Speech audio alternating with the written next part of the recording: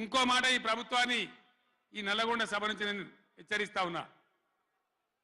ఇవాళ గోదావరికి ప్రధానమైన ఉపనదే ప్రాణహిత నది. ఇవాళ కూడా 5,000 క్యూసెక్లు నీళ్ళు వస్తూ ఉన్నాయి.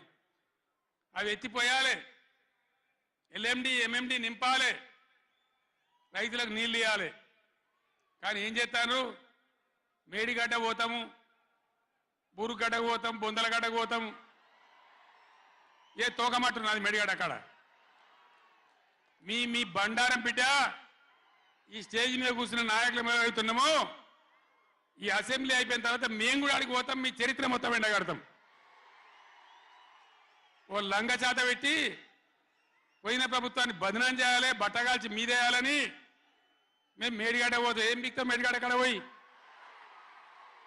ఎందుకు పోతున్నావు మేడిగడ్డకు?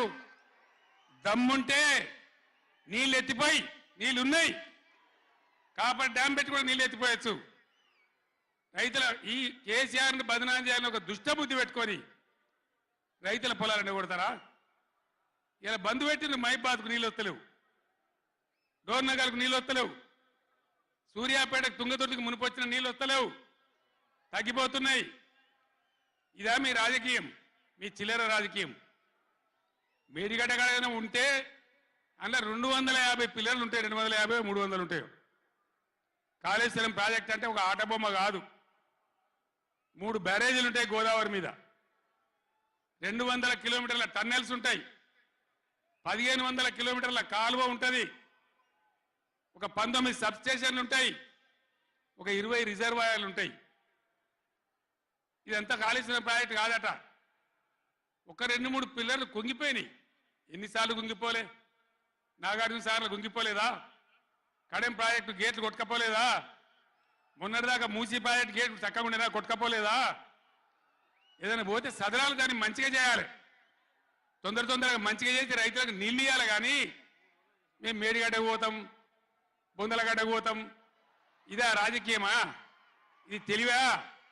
తెలివి అనిపించుకుంటుందా? ఇవి కాదు కావాల్సింది, రాష్ట్రానికి ప్రజలకు కావాల్సింది.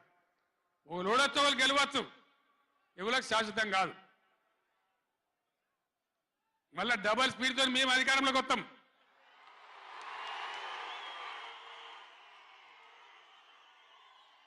అప్పుడు మేము గిట్లే మాట్లాడన్నా, ఈ పద్ధతి అనుసరించానా?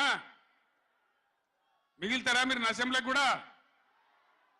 ఈ అహంకారంతో, దుర్మార్గమైన విధానంతో నదుల నీళ్ళ మీద నీకు అవగాహన లేదు. నన్ను అడగనట్టు నేను చెప్పు కదా, అడిగే సంస్కారం ఉండద్దా? తెలివి ఉండద్దా? అన్నా ఏం దగ్గర ఇట్లా అంటాను, కేఆర్ఎంకి అప్పచెప్పమంటాను, ఏం చేయాలి? ఈ పొన్నాల లక్ష్మయ్య గారు ఉన్నాడు, హరీష్ రావు ఉన్నాడు, నేనున్నా, కడియం సిఏ ఉన్నాడు, నీళ్ళ మీద పనిచేసిన వాళ్ళు ఉన్నారు. ఎవరిని అడిగినా చెప్పుతుంటాం కదా. మీకు తెలివి లేకపోతే అప్పచెప్పుడు, ఆగమవుడు, బడ్జెట్ ఆపి తీర్మానం పెట్టుడు. నేను ఒక్కటే మాట మీతో చెప్తున్నా, దయచేసి. నిన్న కూడా అనండి నాతో హైదరాబాద్లో, సార్ అసెంబ్లీలో తీర్మానం అయిపోయింది కదా, ఇంకా నల్గొండ చలో నల్గొండ ఎందుకని. అసెంబ్లీలో తీర్మానంతో అయిపోదు, చలో నల్గొండతో కూడా అయిపోదు.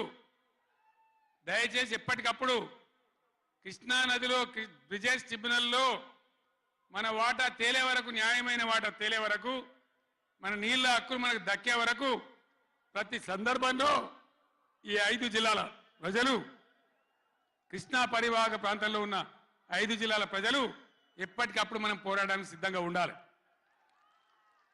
ఈ సభ వేదిక నుంచి చెప్తేనే ప్రజలకు అర్థమవుతుందనే ఉద్దేశంతో నేను మీ అందరినీ శ్రమ పెట్టేయాలి సభ పెట్టిన తప్ప ఇది రాజకీయ సభ కాదు. ఇలా ఏ ఎలక్షన్ లేదు, పార్లమెంట్ ఎలక్షన్ కూడా ఇంకా 2 నెలలకు 3 నెలలకు ఉన్నది, ఇప్పటికిప్పుడేం లేదు. నేను ఇలా వచ్చింది రాజకీయాల కోసం కాదు.